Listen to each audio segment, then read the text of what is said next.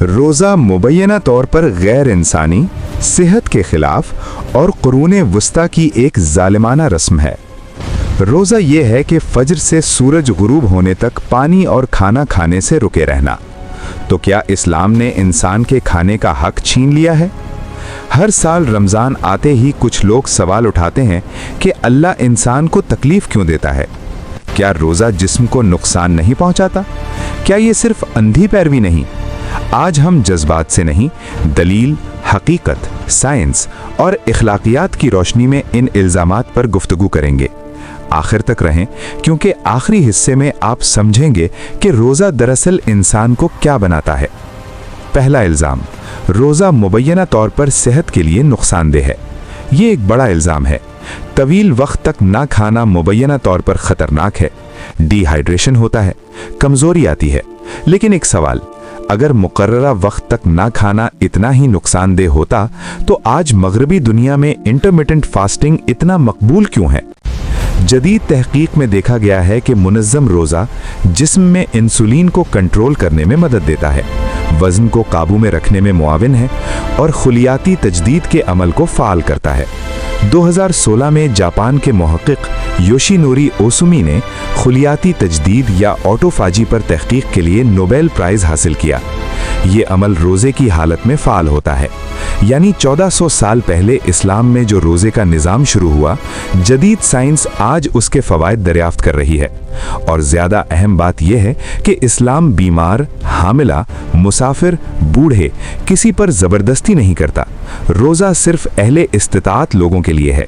तो सवाल यह है कि जो चीज़ रज़ाकाराना, मुनज़्ज़म और इस्तिस्नाओं के साथ हो, वो कैसे गैर इंसानी हो सकती है?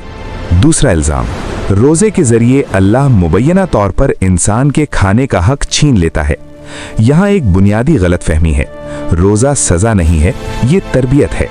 जिस मुआशरे में इंसान लज्जत का गुलाम बनता जा रहा है, खाना ज़ाया कर रहा है, बेकाबू ज़िंदगी गुजार रहा है, उस मुआशरे में खुद ज़ब्ती क्या गैर ज़रूरी है?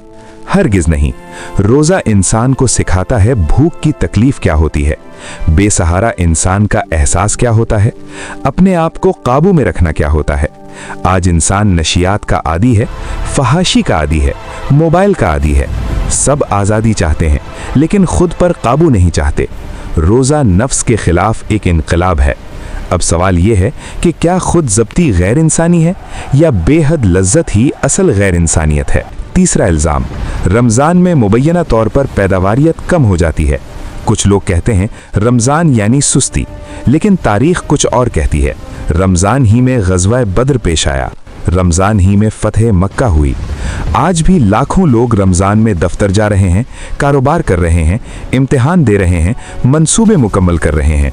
बल्कि रोज़ा तवज्जो में इजाफ़ा करता है, गैर ज़रूरी लज्जत को कम करता है, वक्त के इंतज़ाम को बेहतर बनाता है। मसला रोज़ा नहीं है, मसला हमारी बेनज़मी है।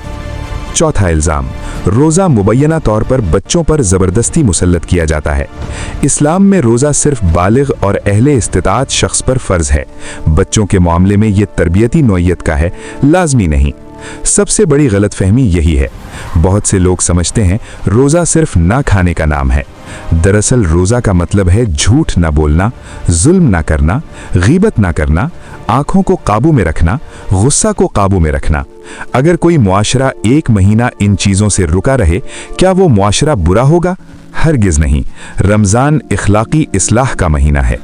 आज दुनिया में डिप्रेशन बढ़ रहा है, माद्दा परस्ती बढ़ रही है, खाने का ज़या बढ़ रहा है, अदम मुसावात बढ़ रही है। रमज़ान इंसान को रुकना सिखाता है, अपने आप का जायज़ा लेना सिखाता है, सदक़े के ज़रिए दौलत की असर-ए-नौ तक़सीम करता है। क्या ये पसमानदगी है या तहज़ीब की आला तरीन सूरत?